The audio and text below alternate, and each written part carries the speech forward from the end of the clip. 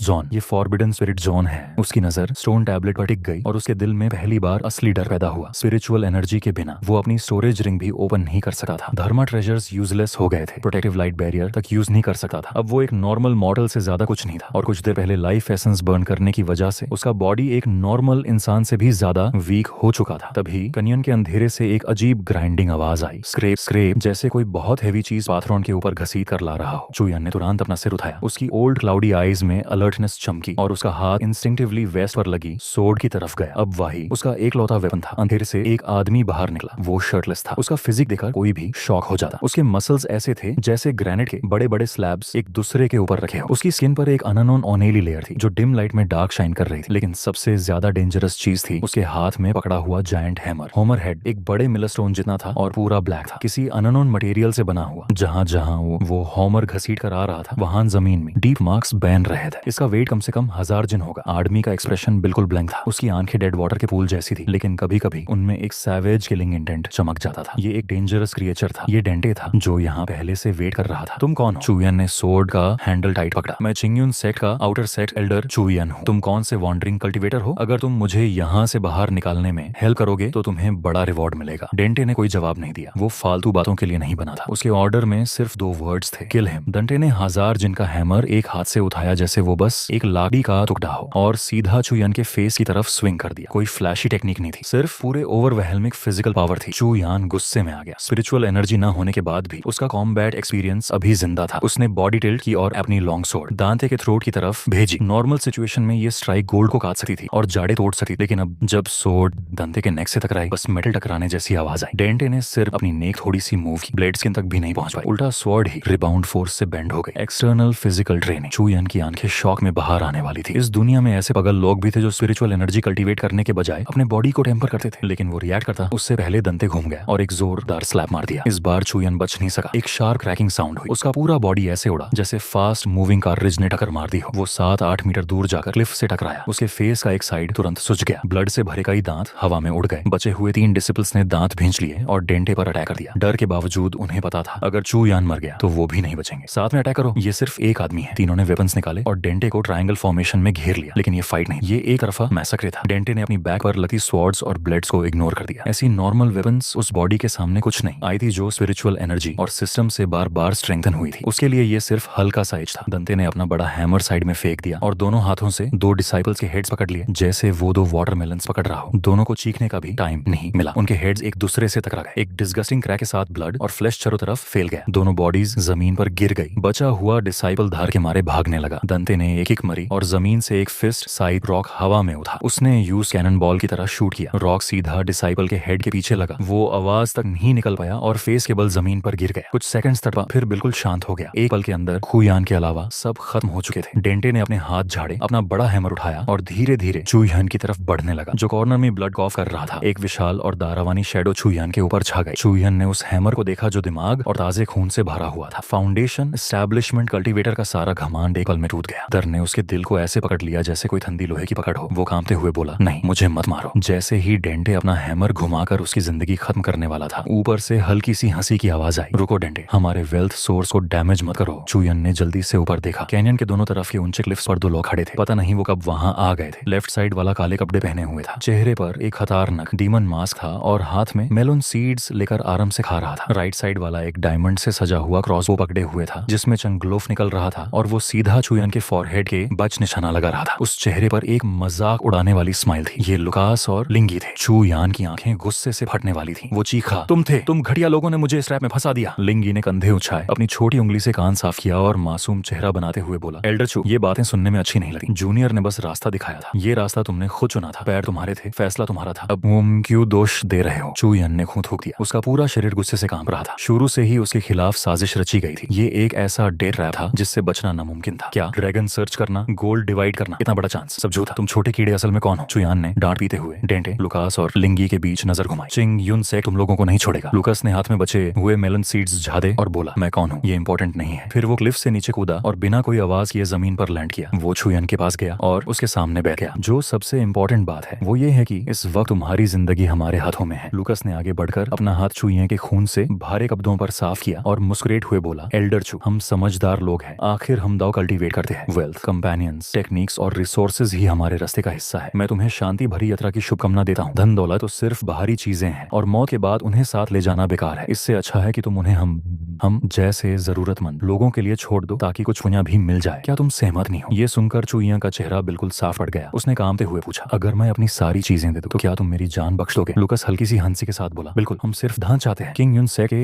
एक एल्डर को मारना बहुत बड़ी मुसीबत खड़ी कर देगा। चुइयन ने लुकास के मास्क के पीछे छिपे चेहरे को गौर से देखा। उसकी असली नियत समझने की कोशिश की, लेकिन उससे सिर्फ एक बयान और ठंडी लालच नजर आई। उसने गहरी सांस ली और खुद को संभलने की कोशिश की। स्पिरिचुअल पावर न होने की वजह से उसके हाथ में पहनी स्टोरेज रिंग आसानी से नहीं निकाल रही थी। वो उसकी पतली उंगली की हड्डी में बुरी तरह की हुई थी। लुकास शांत खड़ा मुस्कुराता रहा और जूस से संघर्ष करते देखता रहा। काफी मेहनत के बाद आखिर चुइयन जड़े ग्रीन स्टोरेज रिंग निकालने में सफल हो गया और यूज कसकर पकड़ लिया। तब लुकास ने हाथ बढ़ाकर कहा, मेरे लिए। लेकिन चुइयन ने डांट भींचते हुए कहा, तुम कैसे कह सकते हो कि मेरे पास कोई और चॉइस नहीं है? इस पर लुकास ने पास खड़े दंते की तरफ इशारा किया और बोला, या तो तुम कीमत चुकाओ या फिर इस ब्लैक स्मिथ को तुम्हारे हाथ पैर स्ट्रेच करने दो। मुझे नहीं लगता तुम्हारी ये बुद्धि और कमजोर हड्डियां उसके हैमर का एक भी वार झेल पाएंगी। डेंटे ने तुरंत साथ देते हुए अपना विशाल हैमर हवा में घुमाया और उसकी डरावनी गरज ने माहौल को और भी भयानक बना दिया। जमीन कांप उठी। चुयान की आंखें हिल गईं। आखिर हार मानकर उसने स्टोरेज रिंग लुकास की तरफ फेंक दी। लुकास ने रिंग पकड़ी, थोड़ी देर हाथ में घुमाई और संतुष्टि से सिर हिलाया। ये हुई ना प्रॉपर बिजनेस एटीट्यूड। चुयान ने राहत की सांस ली और उड़ने की कोशिश की, लेकिन तभी लुकास की आवाज बदल गई। उसमें ठंडक और खौफ आ गया। अब एक और कर्जा सेटल करते हैं। चुयान रुक गया। कौन सा कर्जा? लुकास की स्माइल गायब हो गई। उसकी आंखों में सिर्फ गुस्सा और नफरत थी। चिंग युन से के बैक माउंटेन माइन में जो बचे थे, जिनका खून निकाल कर सुखाया गया। एल्डर चू, तुम उस कर्जे का हिसाब कैसे दोगे? ये शब्द बिजली की तरह चुयान पर गिरे। वो तीनों को शौक में देखने लगा। मिने का सीक्रेट बहुत छुपा हुआ था। सेट के कई कोर मेंबर्स को भी इस बारे में नहीं पता था। ये रॉक कल्टीवेटर सिर्फ उन बच्चों के लिए आए थे। कॉमनर्स। लिंग यी की आवाज ठंडी हो गई। उसके हाथ का क्रॉसबो अचानक उठ गया और उसने ट्रिगर दबा दिया। काला एरो चुयान के सिर के पास से गुजरा और पीछे के रॉक में जा घुसा। एरो का टेल अभी भी कांप रहा था। ये एक इंसान की जान थी जो बस कुछ इंच दूर से बच गई थी। लिंगी बोला, एक जिंदगी थी। लुकास खड़ा हुआ और ऊपर से चुयान को देखा। उसकी आंखों में अब मजाक नहीं था, सिर्फ घिन थी। उसने दंते को सिग्नल दिया, इसका एक पैर तोड़ दो ताकि ये कभी भूल न सके। चुयान का डर हद से पार हो गया। ये लोग सिर्फ वेल्थ के लिए आए बैंडिट्स नहीं थे। ये यमा के दूत थे जो उसकी जान लेने आए थे। चुयान चीखा, मैचिंग न्यूज से का एल्डर हूँ। लेकिन दंते का मैसिव मेस बिना रुके नीचे गिरा। इस बार उसने सीधा अटैक नहीं किया। मैस के शार्प स्पाइक वाले हिस्से को चुयान की राइट थाई में घुसा दिया। खून का फाउंटेन निकल गया और पूरे नैरो गॉर्ज में उसकी दर्द भरी चीख गूंज उठी। डार्ट इतना ज्यादा था कि पास के वल्चर्स भी उड़ गए। चुयान जमीन पर गिर गया और अपना पैर पकड़कर तड़पने लगा। कोल्ड स्वेट उसके कपड़ों को भिगो चुका था। दाढ़ की वजह से वो बेहोश होना चाहता था, लेकिन मौत का डर यूजे होश में रखे हुआ था। वो चीखा, तुम सब पागल हो, बिल्कुल पागल। लेकिन फिर उसने हिलना बैंड कर दिया। उसका काम था हाथ कपड़ों के अंदर गया और उसने एक वैक्स सील वाली छोटी पैलेट निकाली। ये उसका लास्ट ट्रम्प कार्ड था। अगर वो मरने वाला था तो सबको अपने साथ ले जाएगा। लुकास ने तुरंत कुछ बदलाव महसूस किया। डेंटे, संभलना। लेकिन चुयान बहुत तेज था। उसने वैक्स सील तोड़ दिया। एक लाल मिस्ट उसके बॉडी के साथ ओपनिंग से बाहर निकली। ये बर्निंग ब्लड पिल थी। स्पिरिचुअल एनर्जी सप्रेस होने के बाद भी अपनी कोर वॉयटिलिटी जलाकर निकाली गई पावर बहुत डेंजरस थी। चुयान के सूखे मसल्स फूलने लगे। उसकी आंखें खून जैसी लाल हो गई। अब वो किसी इंसान जैसा नहीं लग रहा था। वो हेल से निकले डीमन जैसा दिख रहा था। वो गरजा, मैं तुम सबको अपने साथ दफा कर दूंगा। हवा में जलती हुई खून की स्मेल फैल गई, जैसे किसी चीज को बहुत ज्यादा गर्मी में जला दिया गया हो। चुयान का रूप अब बिल्कुल इंसान जैसा नहीं रहा था। बर्निंग ब्लड पिल की पावर बहुत ही खतरनाक थी। ये उसकी बची हुई पूरी लाइफ स्पैन को खा रही थी और उसके सूखे हुए शरीर को जबरदस्ती फूला रही। उसकी नसें स्किन के नीचे पगल कीड़े की तरह हिल रही थी। उसकी लाल आंखें ऐसी लग रही थी जैसे अभी फट जाएंगी। मर जाओ, तुम सब मर जाओ। चुयान ने एक जंगली जानवर जैसी दहाड़ मारी और उसके पैर के नीचे की जमीन टूट गई। उसके पास अब स्पिरिचुअल एनर्जी नहीं थी, लेकिन क्या फर्क पड़ता था। इस वक्त उसके शरीर में जो रॉ पावर दौड़ रही वो इतनी थी कि एक टाइगर और लेपर्ड को भी चीर सकती थी। दंते अपनी मजाक उड़ाने वाली स्माइल संभाल भी नहीं पाया था कि उसके सामने की दुनिया धुंधली हो गई। एक भारी थोट की आवाज आई, जैसे कोई पहाड़ जैसा हैमर सीधा लग गया हो। दंते अपने इतने बड़े शरीर के बावजूद चुयान के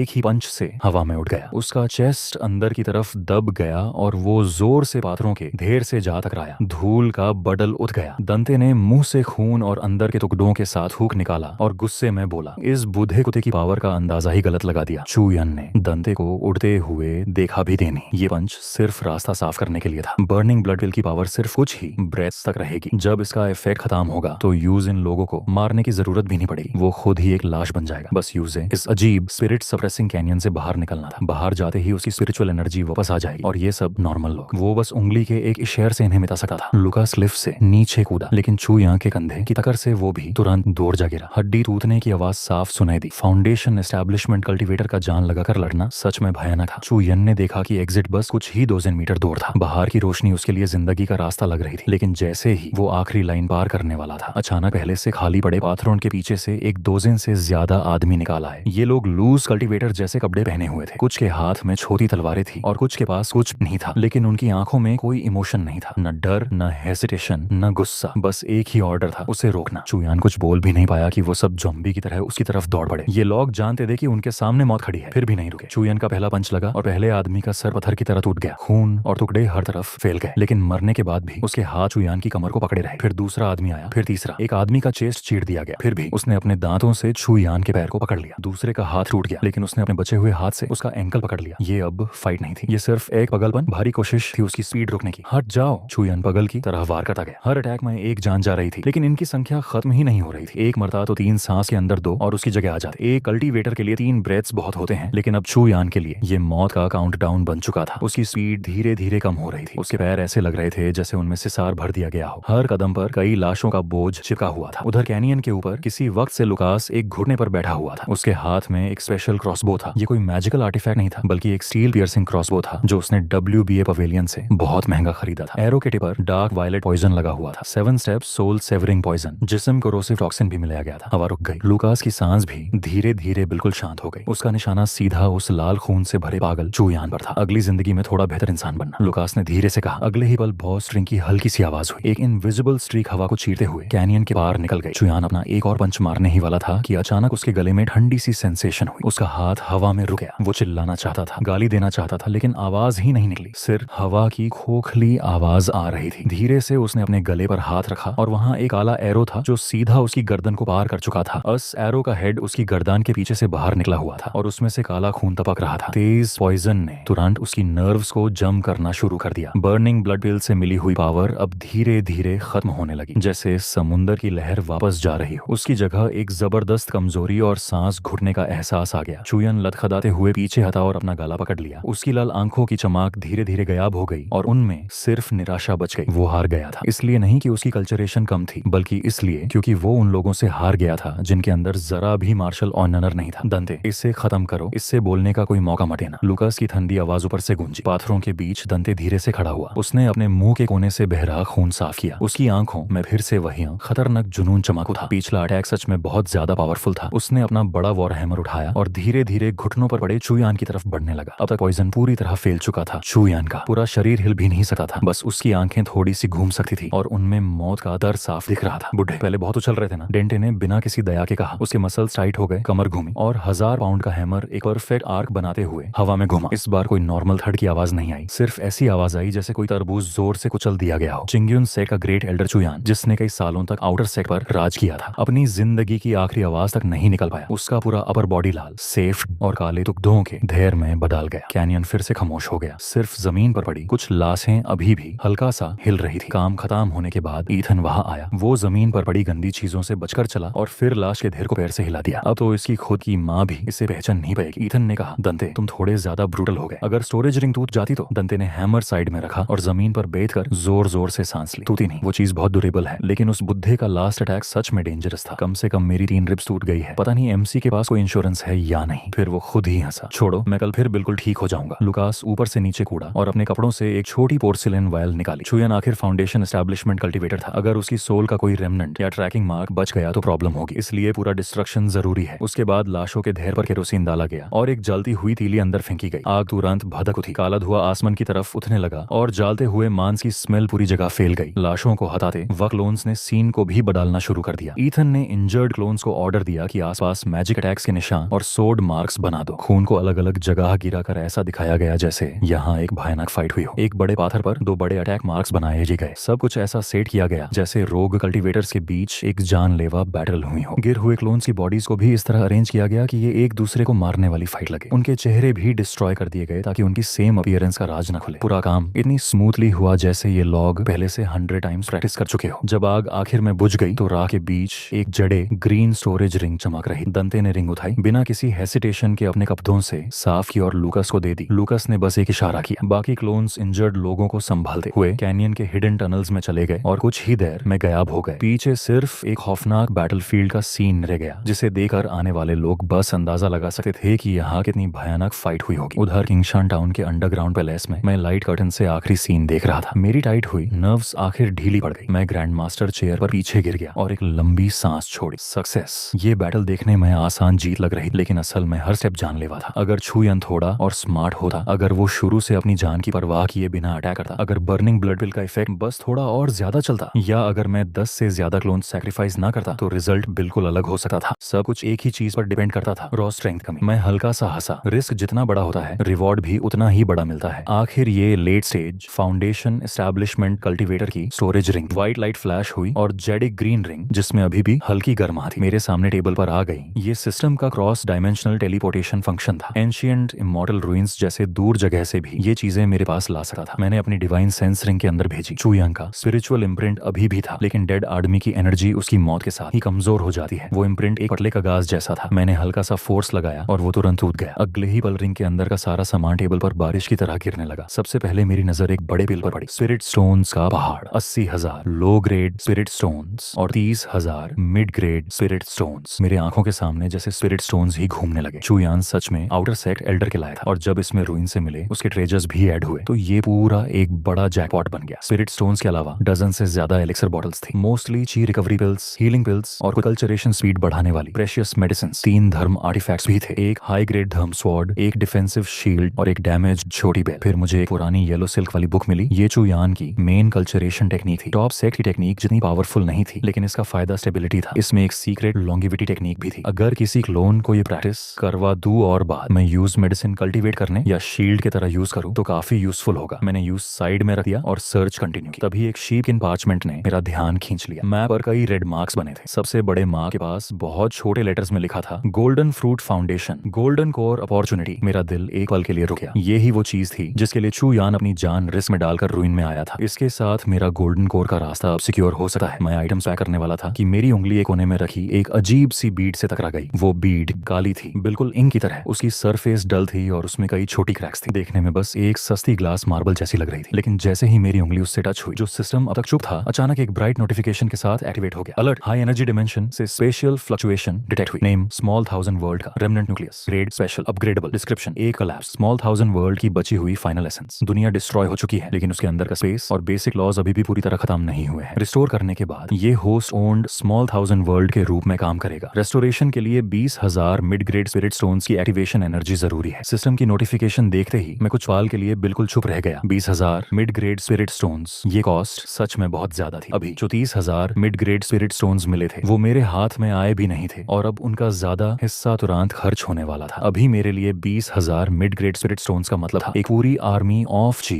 रिफाइनिंग स्टेज कल्टीवेटर्स खरीदना, या फिर काय क्लोन्स को सीधा फाउंडेशन एस्टैब्लिशमेंट स्टेज तक पहुंचा देना। ये सच में लूट जैसा लग रहा था, लेकिन एक स्मॉल 1000 वर्ल्ड, एक ऐसी दुनिया जो पूरी तरह मेरी अपनी हो, जहां हर चीज पर मेरा कंट्रोल हो। इसका मतलब क्या था? इसका मतलब था कि मैं अपने सारे सीक्रेट्स इसके अंदर छुपा सकता था। इसका मतलब था मेरे पास एक ऐसा बेस होगा जहां कोई दुश्मन कभी पहुंच नहीं सकता। इसका मतलब था कि फ्यूचर में अगर कोई ऐसी फाइट आ गई जिसमें मेरी जीत पॉसिबल नहीं है, तो मैं बस इस स्मॉल वर्ल्ड के अंदर रिट्रीट कर सकता हूं। फिर कौन मुझे टच कर पाएगा? ये ही तो वो सपना था जो हर डाओ कल्चरेशन करने वाला इंसान देखता है। एक अपनी दुनिया, एक अपना एब्सोल्यूट सेफ जोन। पैसे तो दोबारा कमाए जा सकते थे, लेकिन इतने बड़े मौके को खोना मतलब आसमानी सजा को खुद बुलाना था। टेबल पर चमक रहे स्पिरिट स्टोन्स को देखकर एमसी का दिल खून के आंसू रो रहा था। फिर भी उसने दांत भिंचकर कहा, सिस्टम कॉस्ट डिडक्ट करो और रिपेयर शुरू करो, और अगर रिपेयर फेल हुई तो मैं तुम्हें तोड़कर कबर्ड में बेच दूंगा। उसके ऑर्डर देते ही 30,000 में से 20,000 मिड ग्रेड स्पिरिट स्टोन्स पल भर में गायब हो गए। अगले ही पल उस काली गेंद से इतनी तेज सेफ रोशनी निकली कि आंखें खोली रखना नामुमकिन हो गया। पूरा केव उस रोशनी में डूब गया और उसके अंदर से प्रची और सुनसान दुनिया जैसी और उभारने लगी। एमसी की आंखों का दर्द अब एक्साइटमेंट में बदल चुका था। उसने खुश होकर कहा, ग्रेट एल्डर ने इस बार सिर्फ कुरियर नहीं भेजा, बल्कि मेरे फ्यूचर की फाउंडेशन भेजी है। एल्डर, आराम से जाओ, अगले साल इसी दिन मैं तुम्हारे लिए और ऑफरिंग्स चलाने का इंतजाम जरूर करूंगा। किंग सहान टाउन के नीचे बने केव में 20,000 मिड ग्रेड स्प्लिट स्टोन्स शुद्ध एनर्जी में बदलकर ब्लैक वर्ल्ड ऑर्ब ने निकाल लिए। उसके ऊपर की दरारें आंखों के सामने भरने लगी और कुछ ही देर बाद सिस्टम की आवाज गूंजी, रिपेयर कंप्लीट। स्मॉल वर्ल्ड अब होस्ट की सोल से बिंड हो चुका था। इसका एरिया 10 मीले का था और यहाँ की स्पिरिट एनर्जी बाहर से 15 गुना ज्यादा थी। तब एमसी को अपने दिमाग में एक अजीब कनेक्शन महसूस हुआ और अगले ही पल वो एक नई दुनिया में खड़ा था। उसके पैरों के नीचे भूरी जमीन थी और आसमान में न सूरज था न चंद्र, सिर्फ एक हल्की सेफ रोशनी पूरी दुनिया को रोशन कर रही थी। दूर दूर तक सिर्फ धुंध और अनस्टेबल स्पेस के क्योटिक करंट्स नजर आ रहे थे। ये जगह सुनसान थी, लेकिन एएमसी ने गहरी सांस लेकर महसूस किया कि यहाँ की स्पिरिट एनर्जी चिंग सीन टाउन से कई गुना बेहतर थी और चिंग यून से के इनर सेक्ट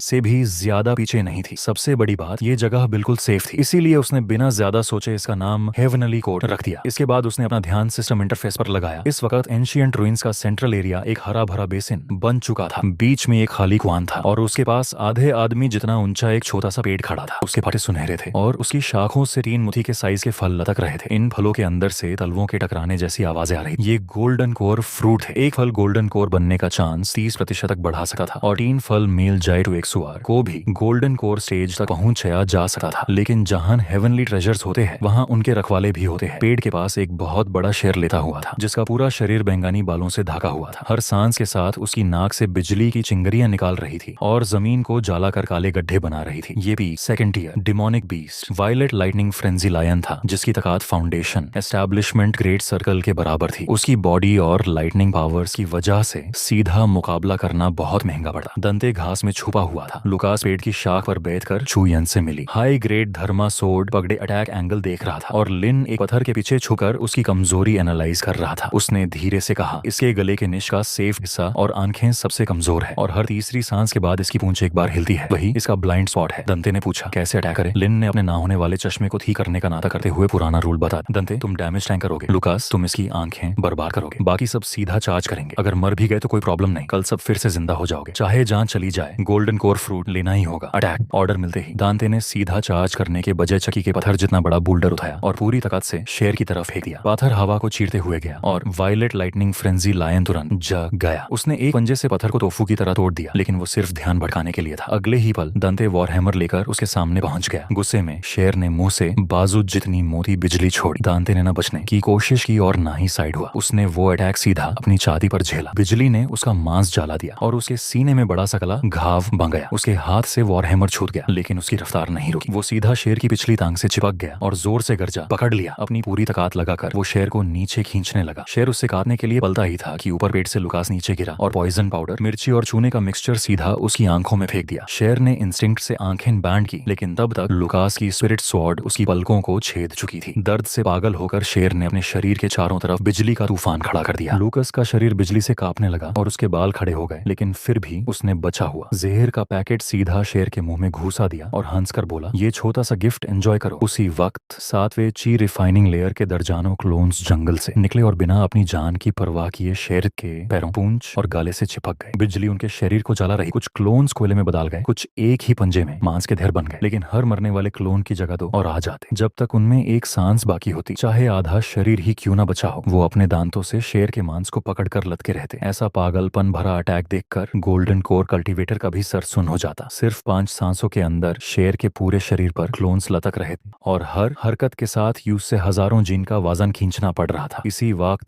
बैटलफील्ड के कोने में छुपा लिन मौके का इंतजार कर रहा था। उसके हाथ में वही आर्मर पियर्सिंग क्रॉसबो था जिससे उसने पहले चुयान को मारा था। दाढ़ और बोझ से परेशान शेर ने आसमान की तरफ गराज कर अपना गला ऊपर उठाया और उसके नीच का सेफ कमजोर हिस्सा सामने आ गया। ये उसकी एकलौती जानलेवा कमजोरी थी। अगले ही पल क्रॉसबो का तीर हवा को चीरते हुए निकला और सीधा उस नरम हिस्से में घुस गया। शेर का विशाल शरीर एकदम से जम गया। उसकी आंखों की बैंगानी बिजली धीरे धीरे गायब हो गई और आखिरी बेचैन गराज के साथ वो धड़ से जमीन पर गिर गया। दंते के काले पड़ चुके हाथ ढीले पड़ गए और वो भी जमीन पर गिर गया। उसके सीने का बड़ा घाव अब भी धुआं छोड़ रहा था। चारों तरफ क्लोन्स की लाशें बिखरी हुई थीं और कई लोग अपने कटे हुए हाथ पैरों से बहते खून को रोकने की कोशिश कर रहे थे। पूरा मैदान किसी स्लॉटर हाउस जैसा लग रहा था। लिन टुरंट आगे बढ़ा और एक जेड बॉक्स में तीनों गोल्डन कोर फ्रूट्स संभल कर रखे। लुकास ने अपनी टूटी पसली पकड़ते हुए पूछा, और इस पेड़ और शेर की बॉडी का क्या करें? लिन ने सीधा जवाब दिया, सब कुछ पैक करो, एक भी चीज छोड़नी नहीं है। दंते ने ने खून थूकते हुए दोनों हाथों से पेड़ को पकड़ा और जोर लगाते ही सालों पुराना स्पिरिट रूट ट्री जड़ समेत बाहर आ गया। तब सिस्टम ने टोटल रिट्रीवल एक्टिवेट कर दिया। सेफ रोशनी चमकी और जिंदा लोग, घायल क्लोन्स, मरे हुए शरीर, शेर की लाश और जड़ समेत निकाला गया। पेड़ सब कुछ पल भर में गायब हो गया। बैटलफील्ड में बस एक खाली कुआं और तबाही के निशान रह गए। हेवनली कोर्ट के अंदर खड़ा एएमसी अपने सामने रखे इतने बड़े खजाने को देखकर संतुष्टि से मुस्कुराया। सबसे पहले उसने स्पिरिट ट्री को लगाया और फिर शेर के मांस को पकाकर पिहाइयों में बांधने की तैयारी करने लगा। जो क्लोन्स घायल थे उन्होंने खाना खाया और ध्यान लगाकर रिकवरी शुरू कर दी। और एमसी के चेहरे पर हल्की सी मुस्कान थी, क्योंकि यूज पता था कल फिर सब भाई एक साथ मिलेंगे। दंते ने हेवनली कोर्ट के उस हिस्से में एक बड़ा गड्ढा खोड़ा जहां स्पिरिट एनर्जी सबसे ज्यादा थी और वहां गोल्डन फ्रूट ट्री को लगा दिया। भाले ही यूज है उसकी असली जगह से निकाला गया था, लेकिन इस छोटी दुनिया की स्पिरिट एनर्जी उसकी जिंदगी को आराम से बनाए रखने के लिए काफी थी। ऊपर से चू यान से मिली एटर्नल लाइफ टेक्निक में स्पिरिचुअल प्लांट्स की ग्रोथ को तेज करने वाले सीक्रेट मेथड्स भी थे। फ्यूचर में ये पीईडीएमसी के लिए सबसे भरोसेमंद पैसा कमाने का जरिया बनने वाला था।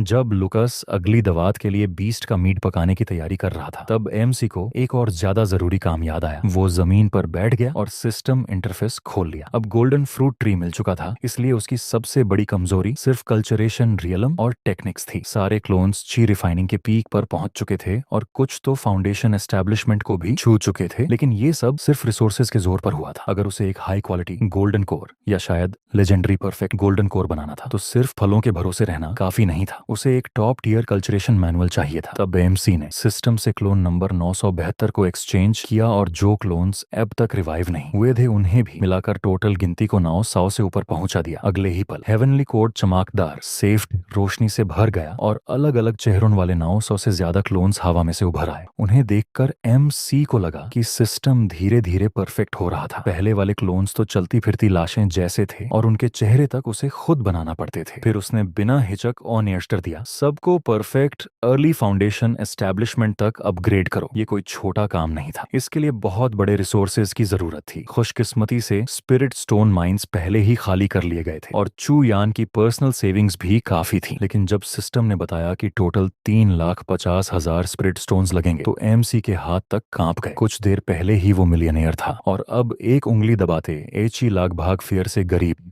बनने वाला था। कॉन्फर्मेशन के साथ ही पूर हेवनली कोर्ट की स्पिरिट एनर्जी उबाल उठी। आसमान से अनेक सुनहरी रोशनियां नीचे उतरने लगी। ये सिस्टम के लॉज की शक्ति थी जो सीधा एनलाइटनमेंट दे रही थी। 900 से ज्यादा क्लोन्स की ऑरा पागलपन की तरह बढ़ने लगी। फर्स्ट लेयर ची रिफाइनिंग, फिफ्थ लेयर पीक ची रिफाइनिंग और आखिर में फाउंडेशन एस्टेब्लिशमेंट। ये दृश्य इतना भयानक और शानदार था कि देखने वाले की सांस रुक जाए। एक साथ खड़े 900 फाउंडेशन एस्टेब्लिशमेंट कल्टीवेटर्स का प्रेशर देखकर शायद गोल्डन कोर एक्सपर्ट भी रास्ता बदल लेता, लेकिन एमसी का दिल खून रो रहा था। छोटी दुनिया और क्लोन्स की वजह से उसके 3.08 मिलियन स्पिरिट स्टोन्स घटकर सिर्फ 6,30,000 रह गए थे। उसने आसमान की तरफ देखते हुए उदासी से कहा, पिछले जन्म में मैं पैसों के लिए बैल की तरह काम करता था और इस जन्म में कल्टीवेशन सिस्टम मिलने के बाद भी स्पिरिट स्टोन्स के लिए ही मजदूरी करनी पड़ेगी। कितना भी कमा लो, कभी काफी नहीं होता। शिकायत करने का वक्त नहीं था। एमसी ने अपने कपड़ों से 3 ज्यादा स्लिप्स निकाले। एक में विदर्ड वुड लॉन्गेविटी टेक्निक थी, दूसरी ईथन को सेट ज्वाइन करते वक्त मिली अधूरी एवरग्रीन टेक्निक और तीसरी मिरिया ट्रेजर्स पेविलियन से खरीदी गई 5 elements origin return art. Evergreen technique को देखकर एमसी ने गुस्से में गाली दी। ईथन इतने सालों से सेक्ट में था और फिर भी उन कंजूस लोगों ने उसे एक नया कल्टीवेशन मैनुअल तक नहीं दिया था। अगर सिस्टम नहीं होता तो शायद वो ची रिफाइनिंग का दरवाजा भी पार नहीं कर पाता। लेकिन कुछ ना होने से थोड़ा होना बेहतर था। इन तीनों टेक्निक्स में से एक डिफेंस और लॉन्जेविटी पर फोकस करती थी, लेकिन अटैक में कमजोर थी। दूसरी बैलेंस्ड और स्टेबल थी, लेकिन बहुत धीरे ग्रो करती थी। तीसरी में कोई खास कमी नहीं थी, लेकिन वो सिर्फ फाउंडेशन एस्टेब्लिशमेंट के 7वें लेवल तक ही ले जा सकती थी। इनमें से कोई भी टॉप टियर नहीं थी। लेकिन एमसी का मानना था कि हर किसी के सीहोने हुए रास्ते पर चलना जरूरी नहीं होता। तभी एक लोन चिल्लाया, खाना कम पड़ रहा है। एमसी की पेशानी पर न सुभर आई। 900 लोग एक ही बीस्ट का मीट खाएंगे तो कम पड़ना तो पका था, लेकिन उसने उस बात को नजरअंदाज किया और उन सबको ऑर्डर ऑर्डर दिया। सारे फाउंडेशन एस्टैब्लिशमेंट क्लोन्स एक साथ उसकी तरफ मुड़ गए। उनकी हर मूवमेंट एकदम सिंक्रोनाइज थी और पूरा सीन देखकर किसी की भी रूह कांप जाए। एएमसी ने तीनों ज्यादा स्लिप्स की नॉलेज सिस्टम के जरिए हर क्लोन के दिमाग में ट्रांसफर कर दी और कहा, तुम सबका एक ही मिशन है। इन टेक्निक्स को मिलाकर मेरे लिए एक नई कल्चरेशन टेक्निक बनाओ जो ऑफेंस, डिफेंस और स्पीड में परफेक्ट बैलेंस रखे और मुझे परफेक्ट गोल्डन कोर तक पहुंचाए। एक इंसान की अक्ल सीमित होती है, लेकिन लगभग 1000 फाउंडेशन एस्टैब्लिशमेंट कल्टीवेटर्स अगर दिन रात बिना रुके एक साथ सोचना शुरू कर दें तो क्या कुछ नहीं कर सकते। यही एएमसी का असली चीट कोड था। पहला ग्रुप विजर्ड वुड टेक्निक की स्पिरिचुअल सर्कुलेशन को एनालाइज करने लगा। दूसरा ग्रुप एवरग्रीन टेक्निक की अब्सॉर्प्शन स्पीड को ऑप्टिमाइज करने लगा और बाकी क्लोन्स ट्रायल और एरर में लग गए। कुछ क्लोन्स की स्किन पर पेड़ की चाल उगने लगी जो कल्टीवेशन फेलियर का निशान था। कुछ उल्टा मेरिडियंस चलने की वजह से खून उलटने लगे, लेकिन हर फेलियर का डेटा तुरंत बाकी सब तक पहुंच जाता और वो गलत रास्ते को छोड़कर नए रास्ते पर चल पड़ते। बीच में बैठा एमसी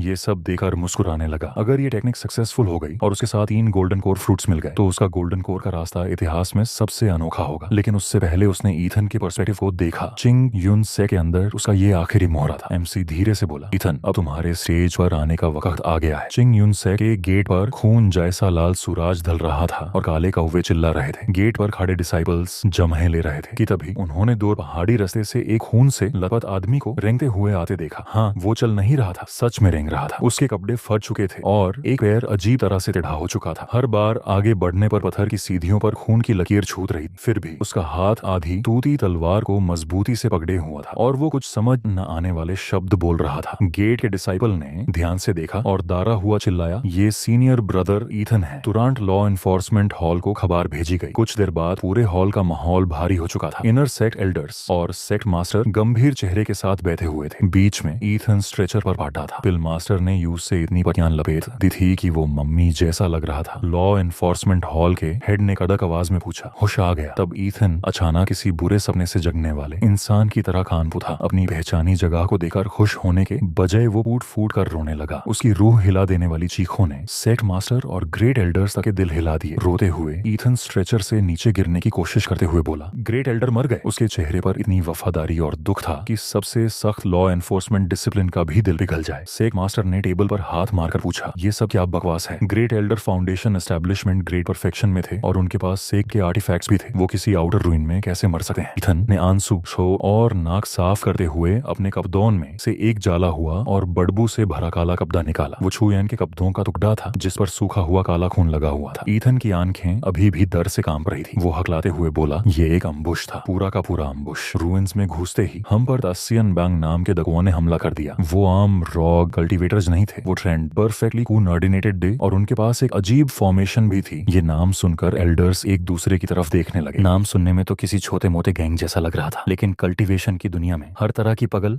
और छुपी हुई ताकतें मौजूद थी। इसलिए सेक्ट मास्टर ने ठंडी नजर से ईथन को देखते हुए कहा, आगे बताओ। सेक्ट मास्टर के ऑर्डर देते ही ईथन ने अपनी एक्टिंग और भी ड्रामेटिक बना दी। रोते हुए उसने कहा, ग्रेट एल्डर हम जैसे निकम्मे डिसिपल्स को बचाने के लिए पीछे रुक गए थे। पूरा गॉर्ज ट्रैप्स और जहरीली गैस से भरा हुआ था। ग्रेट एल्डर ने बहादुरी से 7-8 दुश्मनों को मार गिराया, लेकिन वो लोग बहुत ही घटिया थे। वो अपने ही साथियों को शील्ड की तरह इस्तेमाल कर रहे थे और लगातार ग्रेट एल्डर की स्पिरिट एनर्जी को खत्म करने की कोशिश कर रहे थे। ईथन ने ऐसी दाढ़ भरी कहानी सुनानी शुरू की जो कभी हुई ही नहीं थी। उसने कहा कि आखिर में हमें पकड़े जाने और बेइज्जती से बचाने के लिए चुयन ने बिना झिझक अपनी लाइफ एसेंस जला दी और दुश्मनों के घेरे को तोड़ते हुए चिल्लाए, मेरी चिंता मत करो, खबर सेक्ट तक पहुंचानी होगी। चिंग युन सेक्ट की इज्जत पर आंच नहीं आनी चाहिए। कहानी के क्लाइमेक्स पर एठान ने इतनी जोर से अपना सर जमीन पर मारा कि जोर की थक की आवाज गूंज उठी और उसके माथे से खून बहने लगा। वो रोते हुए चिल्लाया, ये निकम्मा डिसाइपल बस बेबासी से देखता रह गया जब ग्रेट एल्डर को हजारों तीरों ने छेड़ डाला। उन जानवरों ने की बॉडी को राख बना दिया और मेरे पास सिर्फ उनके कपड़े का ये टुकड़ा ही बचा। पूरा हॉल सन्नाटे में डूब गया। कहानी थोड़ी ज्यादा परफेक्ट जरूर लग रही थी, लेकिन चुयान के गुस्से वाले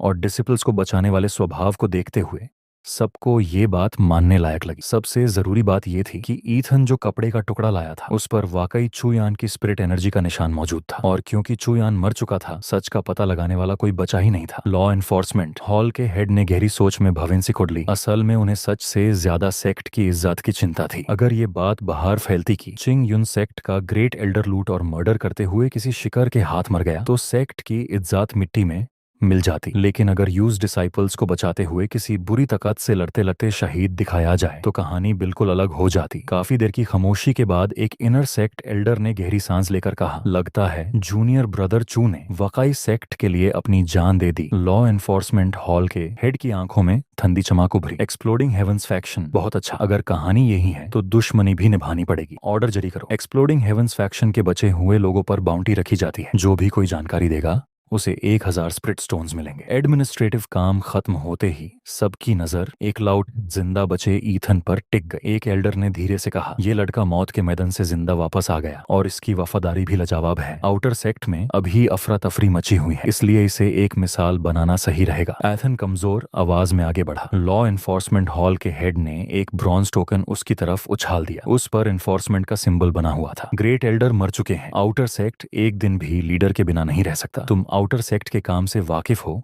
इसलिए आज से तुम टेम्परेरी आउटर सेक्ट वार्डन बनोगे और सप्लाईज प्रोक्योरमेंट का काम भी संभालोगे, जो पहले चूयन देखता था। ये सुनकर आसपास के डिसाइपल्स होश उड़ा बैठे। प्रोक्योरमेंट का काम पूरे आउटर सेक्ट की सबसे फेडे वाली पोजीशन। पहले चूयन यूज अपनी मुट्ठी में रखता था और किसी को बीच में आने नहीं देता था, लेकिन अब वो एक अननोन डिसिप्लिन एथन के हाथ आ चुकी थी। एथन ने एक्टिंग जारी रखते हुए डरने का नाटक किया। ये डिसिप्लिन बहुत कमजोर और अनपढ़ है, लेकिन हॉल हेड ने उसे बीच में ही रोक दिया। जब दिया है तो ले लो, ये तुम्हारी वफादारी का इनाम है। ट्रेजरी से 500 स्प्रिट स्टोन्स भी ले लेना और जल्दी से अपने जख्म ठीक करो। सेक्ट की शान पर दाग नहीं लगना चाहिए। एथन ने कांपते हुए टोकन पकड़ा और जोर से बोला, मैं अपनी जान देकर भी सेक्ट की सेवा करूंगा और मरने के बाद भी कोई पछतावा नहीं होगा। सबको लगा वो जज्बात में कांप रहा है, लेकिन असल में उसकी हंसी मुश्किल से कंट्रोल हो रही थी। रात होते ही कई आउटर सेक्ट डिसाइपल्स बड़े अदब से ईथन को उसके कमरे तक छोड़ने आए। जैसे ही दरवाजा बंद हुआ, कराहते हुए पड़ा एक झटके में सीधा बैठ गया और उसके चेहरे पर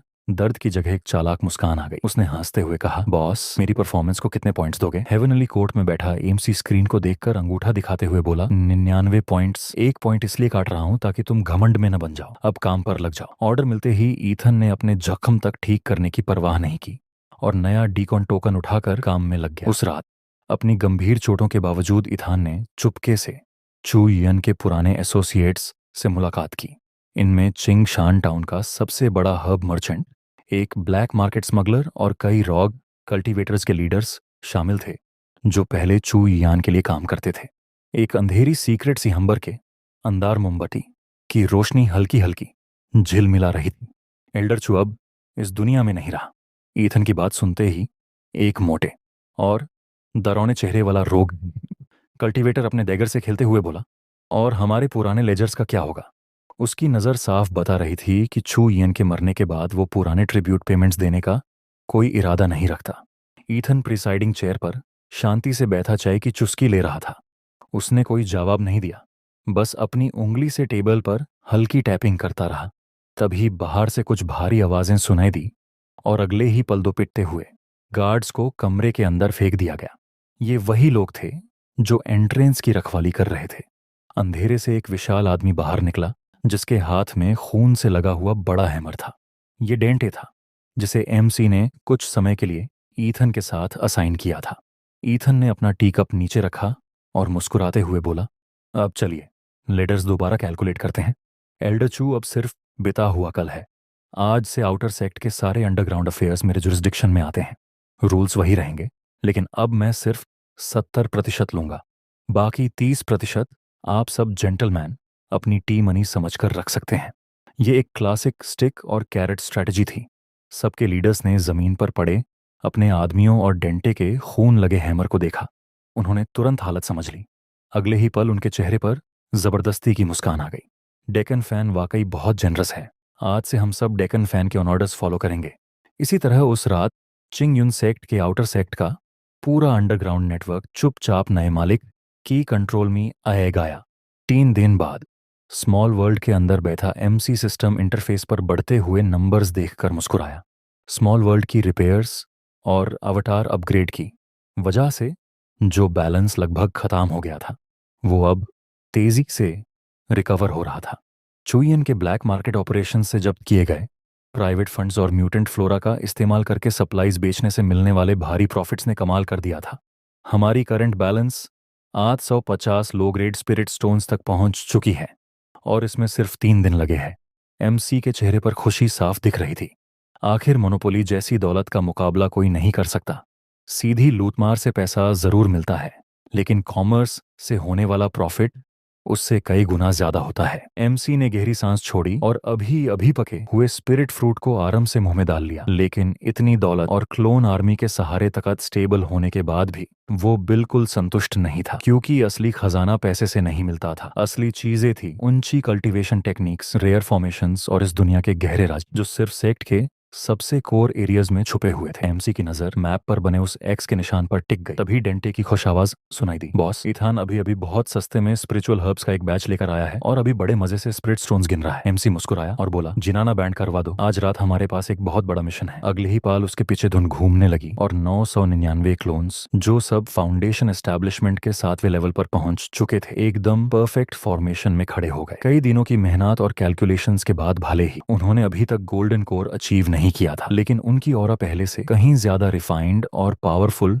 हो चुकी थी। सबके पास चूयान की कलेक्शन से मिले स्टैंडर्ड स्पेशियल बैग्स थे और उन्हें देखकर लग रहा था जैसे भूखे भेड़ियों का झुंड किसी लंबी यात्रा पर निकलने वाला हो। ईथन की आवाज हल्की सी कांप गई, बॉस, क्या हम सच में ये करने वाले हैं? एमसी के होंठों पर ठंडी मुस्कान आ गई। चिंग यून सेक ने तुम्हें इतनी बड़ी पोजीशन दी है, अगर हम उनका एहसान वापस न करें तो उनकी कल्टीवेशन के लायक कैसे होंगे? स्क्रिप्चर पवेलियन के हर मैनुअल, हर जाड़े स्लिप और शेल्फ पर रखी हर चीज मुझे चाहिए। टेबल के नीचे रखा हुआ वेस्ट पेपर भी नहीं छोड़ना। आज रात हम पूरे चिंग्यून सेक्ट को नंगा कर देंगे। दूसरी तरफ एथन के पास डिकॉन की अथॉरिटी थी। रात का वक्त था और चिंग्यून सेक्ट हमेशा की तरह शांत था। पेट्रोलिंग डिसाइपल्स आराम से जुआ खेल रहे थे और उन्हें जरा भी अंदाजा नहीं था कि जेडे हेवन गैंग नाम की टिड्डी की सेना उनके ऊपर टूटने वाली है। चांदनी के नीचे टेक्निक हॉल खामोशी से खड़ा था। सालों से इस जगह की रक्षा फाउंडेशन एस्टेब्लिशमेंट के 7वें लेवल के 3 एल्डर्स करते आ रहे थे और 2 लेयर्स वाली पावरफुल फॉर्मेशंस की वजह से कोई कीड़ा मकोड़ा तक अंदर घुस नहीं सकता था। लेकिन अगर घुसने वाला उनका अपना आदमी हो तो। ईथन मुस्कुराते हुए 2 शराब के मटके लेकर आया और बोला, अंकल जंग, अंकल ली, अभी तक आराम नहीं किया। ये रेयर वाइन मुझे चूयन की चीजों में मिली थी, सोचा आप दोनों को गिफ्ट कर दूं। दोनों एल्डर्स शराब के शौकीन थे और ईथन अब आउटर सेक्ट का मशहूर आदमी बन चुका था, इसलिए उन्होंने बिना शक किए शराब पी ली। लेकिन जैसे ही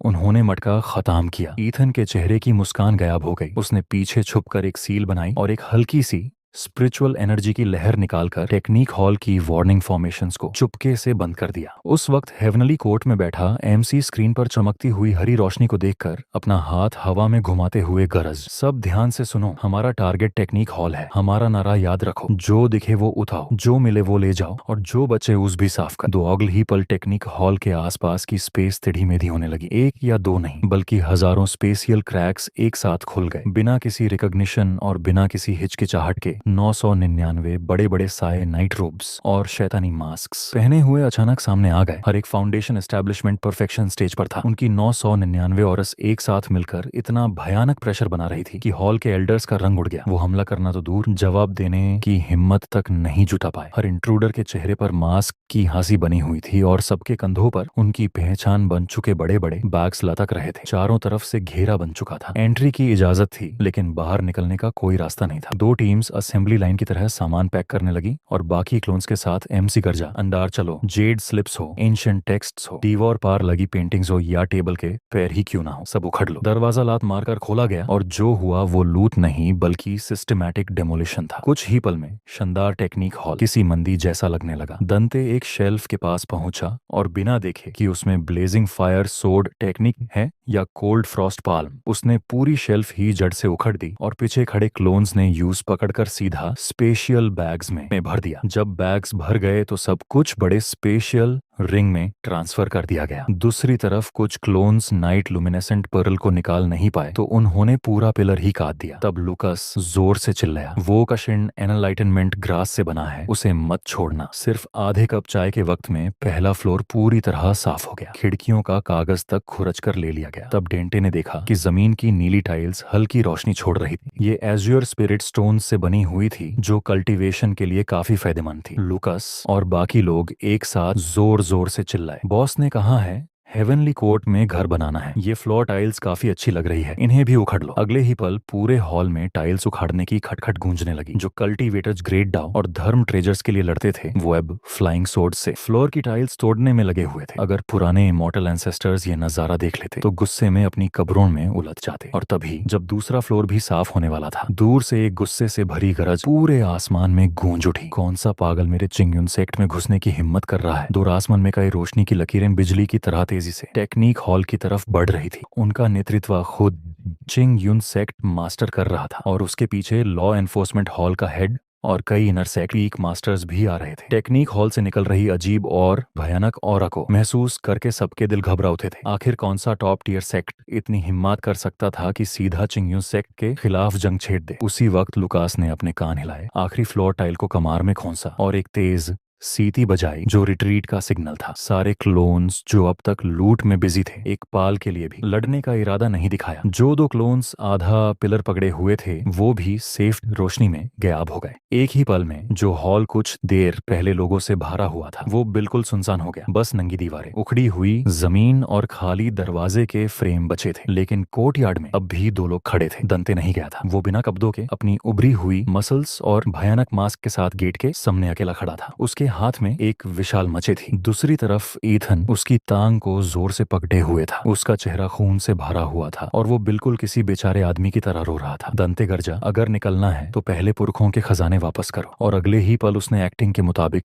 ईथन के सीने पर एक भयानक लात मारी। ईथन चीखता हुआ दीवार से टकराया और मुंह से खून उगल दिया। लेकिन वो तुरंत पगल कुत्ते की तरह वापस लपका और दांते की टांग में दांत गाड़कर चिल्लाने लगा, पकड़ो इन चोरों को, ये भाग रहे हैं। ये पूरा दर्द भाराना तक उसी वक्त पहुंच चुके सेक्ट मास्टर की नजरों में आ गया। सेक्ट मास्टर गुस्से से कांप उठा और उसके बाल तक खड़े हो गए। गोल्डन कोर स्टेज की उसकी भयानक पावर आसमान में एक विशाल स्पिरिचुअल हैंड के रूप में उतारी और सीधा दंते की तरफ गिर पड़ी। दंते की आंखों में मजाक भरी नफरत चमकी। उसने बचने की कोशिश तक नहीं की, उल्टा उसने अपनी ब्लड एसेंस को उल्टा घुमाया और उसका पूरा शरीर गहरे बेंगानी लाल रंग में फूल गया। वो गरजा, ब्लड हिडन सेक्ट अमर रहे, और सीधा उस विशाल हाथ की तरफ झपट पड़ा। अगले ही पल एक भयानक धमाका हुआ। पहले से ही पिलर्स के बिना कमजोर हो चुका टेक्निक हॉल जोर से हिल गया। डेंटे ने अपना कोर ब्लास्ट कर दिया। फाउंडेशन एस्टैब्लिशमेंट परफेक्शन स्टेज के कल्टीवेटर का सेल्फ डिस्ट्रक्शन एक अर्ली गोल्डन कोर एक्सपर्ट के फुल पावर अटैक के बराबर था। धूल और मालबे के बीच सेक्ट मास्टर ने अपनी बाहु हिलाकर धुआं हटा दिया और उसका चेहरा सेफ पड़ गया। वहां बस एक विशाल गधा और छिते हुए गोश्त के टुकड़े बचे थे। दंते की रूह तक बचकर नहीं निकल पाई थी। तभी मलबे के कोने से ईथन कमजोर आवाज में खनसाते हुए बाहर निकला। उसके हाथ में एक टोकन था जो दंते ने जानबूझकर गिराया था। उस पर खून से बना हुआ एक खोपड़ी का निशान था। लॉ एनफोर्समेंट हॉल का हेड तुरंत भागकर ईथन के पास पहुंचा और उसे संभाला। उसे देखकर उसके दिल में अजीब सा दाढ़ भर गया। पिछली बार भी जब छुयन मारा था तो खबर लाने वाला ईथन ही था, और अब जब टेक्निक हॉल लूट लिया गया था तब भी जान की बाजी लगाकर चोरों को रोकने वाला वही था। क्या वफादार बच्चा है, ईथन कामते हुए बोला। ये डिसाइपल निकम्मा है, मैं बस इतना ही बचा पाया, बाकी सब लूट लिया गया। जब सेक्ट मास्टर ने हॉल के अंदर नजर डाली और देखा कि फ्लोर की टाइल्स तक उखड़ कर ले गए तो उसकी आंखों के आगे अंधेरा छा गया। उसने दंत भिंच कर धीरे से 3 शब्द बोले, ब्लड हिडन सेक्ट। उसकी आंखों में खूनी इरादा चमक रहा था। अगर मैंने इस बेइज्जती का बदला नहीं लिया तो मैं चिंगयुन सेक्ट का लीडर कहलाने लायक नहीं हूँ। अगली सुबह चिंगयुन सेक्ट का मेन हॉल पहले से भी ज्यादा भारी माहौल में डूबा हुआ था। हॉल की लूट की खबर छुपाने की बहुत कोशिश की गई लेकिन अब उसे दबा पाना नामुमकिन था। डिसाइपल्स का हौसला बढ़ाने के लिए सेक्ट को कोई कदम उठाना ही था। ईथन को फिर से स्ट्रेचर पर उठकर हॉल में लाया गया। सेक्ट मास्टर की आवाज एक ही रात में 10 साल बूढ़े आदमी जैसी लगने लगी थी। उसने कहा, ईथन, तुम्हारा दिल सूरज और चांद की तरह पवित्र है। एल्डर्स के फैसले के मुताबिक आज से तुम मिशन हॉल के डेप्यूटी हॉल मास्टर बनोगे। तुम्हें इनर सेक्ट एल्डर के बराबर दर्जा दिया जाएगा और 4 lakh low grade spirit stones के साथ कई मेडिसिनल पिल्स भी दिए जाएंगे। किसी में विरोध करने की हिम्मत नहीं थी। फाउंडेशन एस्टैब्लिशमेंट के शुरुआती स्टेज का आदमी डेप्यूटी हॉल मास्टर बन रहा था, लेकिन जिसने अपनी जान दाव पर लगाई हो उसका कौन विरोध करता। ईथन स्ट्रेचर पर पड़ा हुआ आंसू बहाते हुए सेक्ट मास्टर का शुक्रिया अदा कर रहा था और अंदर ही अंदर खुशी से फूला नहीं समा रहा था। मिशन हॉल वही जगह थी जहां से मिशंस और रिसोर्सेज डिस्ट्रीब्यूट होते थे। ये बिल्कुल चूहे को अनाज के गोडम में छोड़ने जैसा था। उसी वक्त हेवनली कोर्ट के अंदर MC किताबों से बने एक सिंहासन पर बैठा हुआ चिंग युन सीक्रेट रिकॉर्ड्स को बड़े ध्यान से पढ़ रहा था। उसके आसपास क्लोन्स चिंग युन सेक्ट से चुराई गई टाइल्स से प्लाजा बना रहे थे। लूट कर ले गए बुक शेल्फ्स को लकड़ी के घरों में सजाया जा रहा था। लूकास कुछ क्लोन्स को कमांड दे रहा था जो स्क्रिप्चर हॉल का साइन बोर्ड उखड़कर लतरीन के ऊपर लटका रहे थे। तभी लेनी हिसाब किताब लेकर आया और बोला, बॉस इन्वेंट्री कंप्लीट हो गई है। हमारे पास बटिस profound grade manuals, 400 yellow grade manuals और अनेक टेक्निक्स, पिल फॉर्मूलास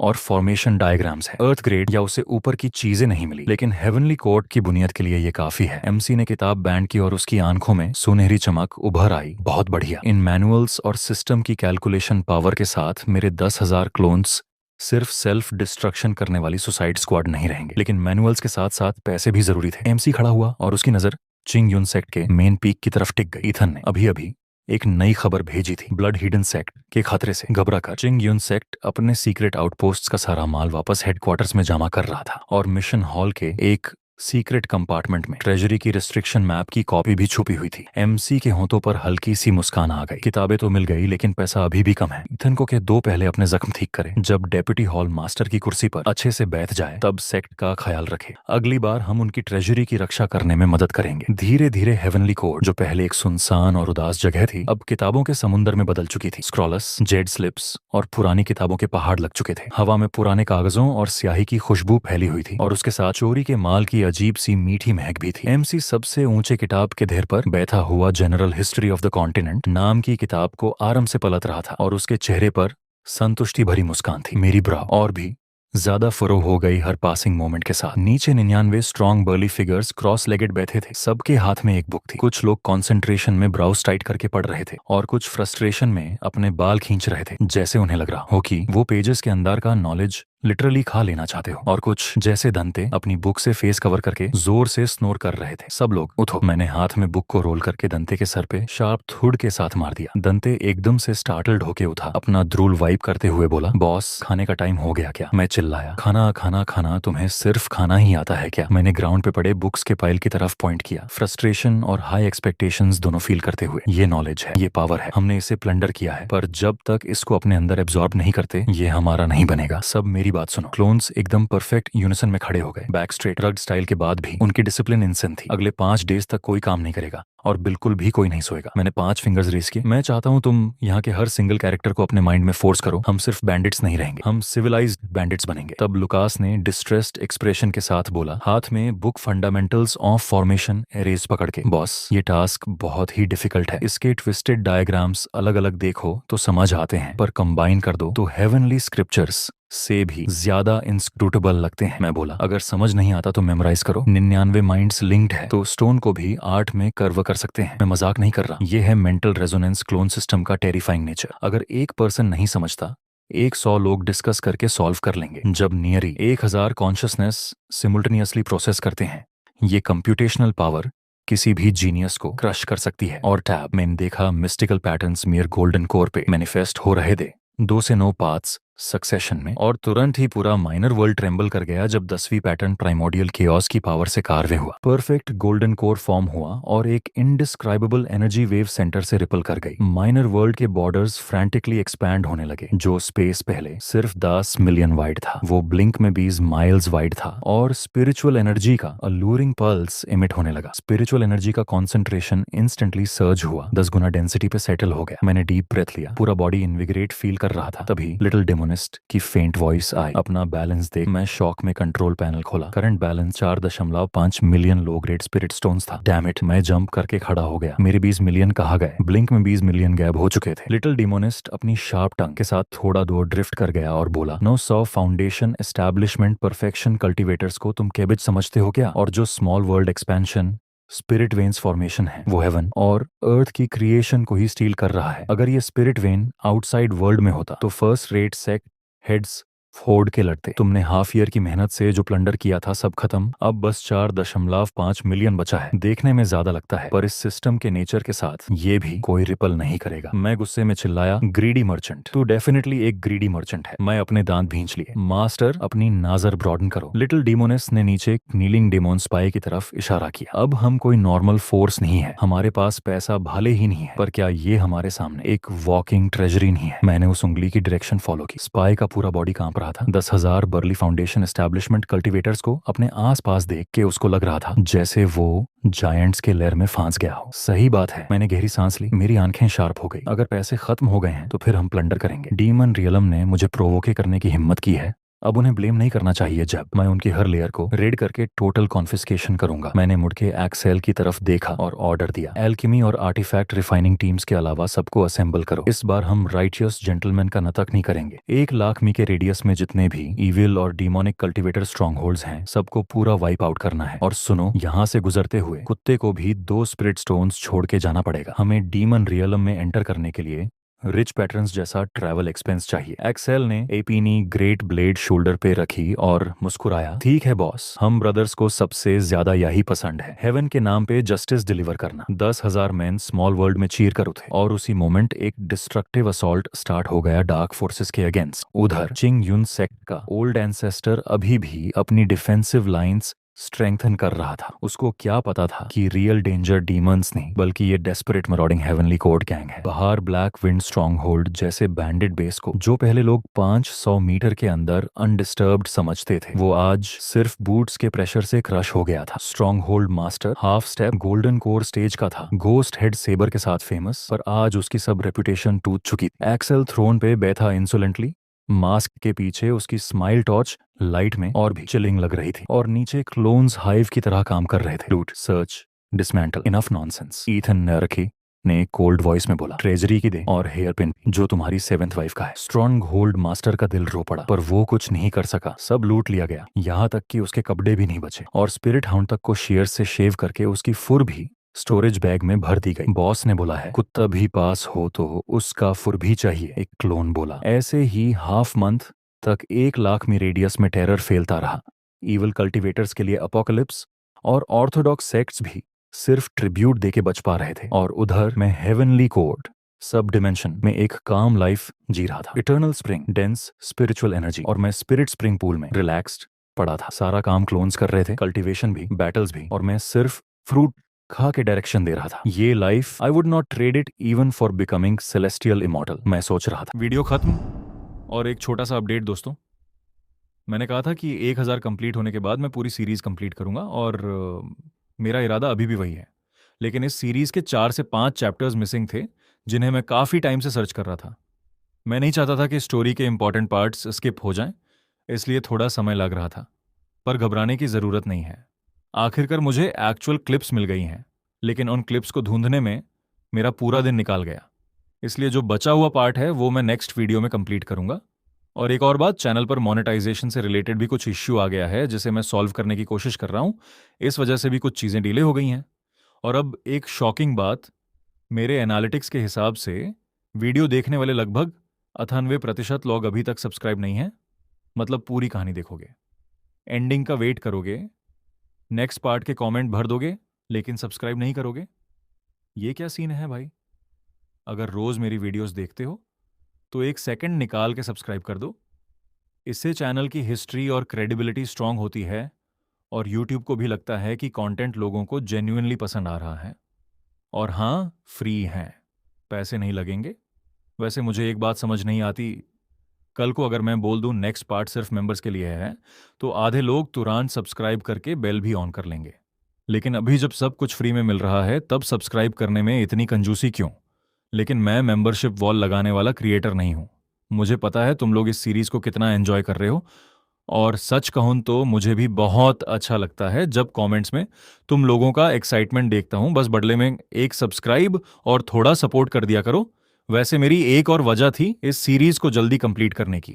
मेरे पास कुछ ऐसी सीरीज भी रेडी हैं जो स्टोरी, कॉमेडी और एंटरटेनमेंट में इससे भी 2 कदम आगे हैं। मैं उन्हें भी चैनल पर लाना चाहता हूं, लेकिन उससे पहले इस जर्नी को प्रॉपर एंडिंग देना जरूरी है। और हाँ, फीडबैक देना मत भूलना। इस बार मैंने पेसिंग थोड़ी फास्ट रखी है और अननेसेसरी साइलेंट पार्ट्स भी काफ़ी रिड्यूस किए हैं। एक और सवाल था, क्या मैं डबिंग में थोड़ा और कैजुअल और फनी हो जाऊं? थोड़ा अपने कमेंट्स जोड़ूं या फिर नॉर्मल नरेशन ही बेटर लगती है? कमेंट्स में ज़रूर बताना। बाकी जो लोग पहले से सपोर्ट कर रहे हैं, दिल से थैंक यू। और जो अभी तक चुपचाप वीडियोस देख रहे हैं, भाई सब्सक्राइब। तुम्ही से बोल रहा हूँ, हाँ तुम्ही से। चलो दोस्तों, मिलते हैं नेक्स्ट वीडियो में।